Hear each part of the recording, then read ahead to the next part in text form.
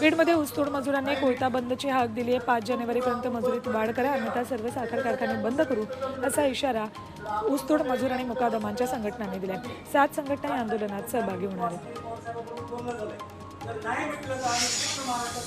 कांदा निर्यात बंदीवरून स्वाभिमानी शेतकरी संघटनेचे नेते राजू शेट्टी यांनी राज्य सरकारवर निशाणा साधला। कांदा निर्यात बंदी उठवण्यासाठी राज्य सरकार केंद्राकडे का गेलं नाही, असा सवाल शेट्टींनी केला। मोर्चा काढल्यानं जबाबदारी संपत नाही, असा टोला देखील त्यांनी विरोधी पक्षांना लगावला। शेतकऱ्यांच्या जमिनीला अपेक्षित मोबदला मिळत नसल्यानं सोलापूरच्या अक्कलकोट तालुक्यात शेतकरी आक्रमक झालेत। सोलार प्रोजेक्टमध्ये कमी मोबदला देत असल्यानं 3 गावातील शेतकरी बेमुदत उपोषणाला बसलेत। शासनानं तात्काळ उपोषणाची दखल घ्यावी, अन्यथा सोलार प्रोजेक्टची उपकरणं उखडून फेकून देण्याचा इशारा ठाकरे गटानं दिला।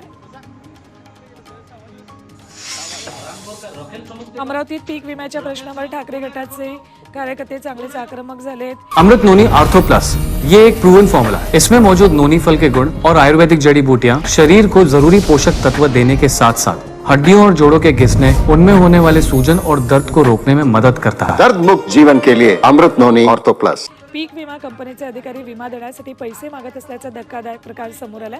या संबंधीची ऑडिओ क्लिप जिल्हा कृषी अधिकाऱ्यांना ऐकवत शिवसैनिकांनी आक्रमक पवित्रा घेत ठिय्या आंदोलन केलं।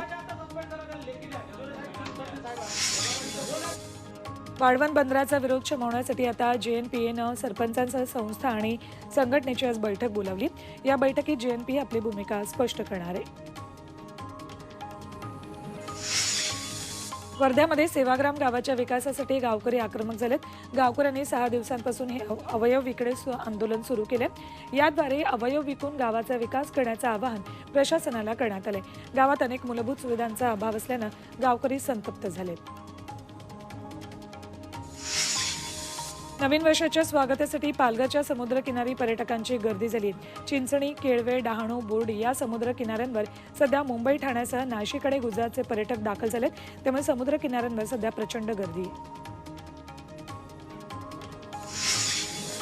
नववर्षाचं स्वागत करण्यासाठी मध्य रेल्वेकडून 4 विशेष लोकल सोडण्यात येतात। CSMT वरून कल्याणसाठी रविवारी मध्यरात्रीनंतर 1:30 वाजता विशेष लोकल सुटेल।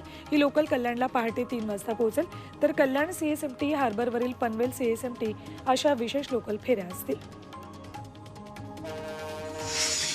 मध्य रेल्वेच्या 200हून जास्त मेल एक्सप्रेस गाड्यांचा वेग ताशी 130 पर्यंत पोहोचणार आहे। यात Vande Bharat, Duronto express, CSMT, Howrah express, Nandigram express यांचा समावेश आहे। यामुळे रेल्वे प्रवासाच्या वेळातही मोठी बचत झाली आहे। माथेरानमध्ये पुन्हा ई-रिक्षा धावू लागल्यात। आता पुढील वर्षभरासाठी हा पायलट प्रोजेक्ट सुरू राहणार आहे। ऐन हंगामात ई-रिक्षा सुरू झाल्यानं पर्यटकांसह स्थानिकांनाही मोठा दिलासा मिळाला। सध्या माथेरान दस्तुरी ते कम्युनिटी सेंटर या मार्गावर या रिक्षा धावतील। ठाणे जिल्ह्यात वर्षभरात 2,26,000 वाहनांची नोंदणी झाली आहे। यात सर्वाधिक नोंदणी ठाणे, मीरा भाईंदर आणि भिवंडीत झाली आहे। इथली वाहन नोंदणीची संख्या 1,10,000 इतकी आहे। त्यापाठोपाठ कल्याण, डोंबिवली आणि नवी मुंबई शहरात 37,000 वाहनांची नोंदणी झाली आहे। नवी मुंबई महापालिका शाळेतील ज्या विद्यार्थ्यांना विज्ञान, गणित यासारख्या विषयांमध्ये शिष्यवृत्ती मिळाली आहे, अशांना महापालिकेनं इस्रो सहल घडवण्याचा निर्णय घेतला आहे। यासाठी 5वी आणि 8वीच्या विद्यार्थ्यांची निवड केली जाणार आहे।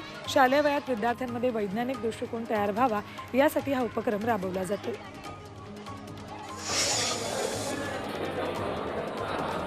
तमाम भाविकांचं लक्ष लागून राहिलेल्या आंगणेवाडीच्या जत्रेची तारीख अखेर ठरली। आंगणेवाडीची जत्रा 2 मार्च 2024ला भरणार आहे। प्रथेनुसार देवीचा कौल घेऊन यात्रेची तारीख जाहीर केली आहे।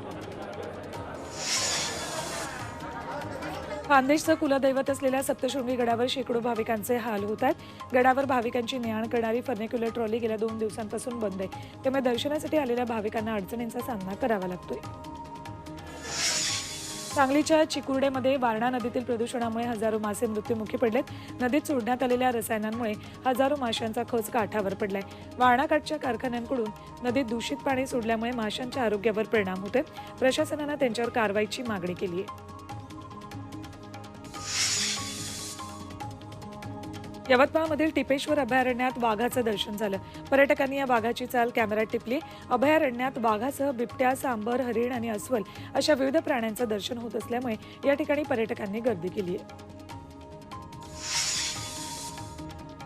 शनी शिंगणापूर परिसरामध्ये बिबट्याचा मुक्त संचार जाणवला. अचानक एका चारचाकी गाडीसमोर बिबट्या आला. चालकाने या बिबट्याचा व्हिडिओ कॅमेऱ्यात चित्रित केलाय. सध्या बिबट्याचं उसाच्या शेतीत वास्तव्य आहे, त्यामुळे नागरिकांमध्ये भीतीचं वातावरण आहे.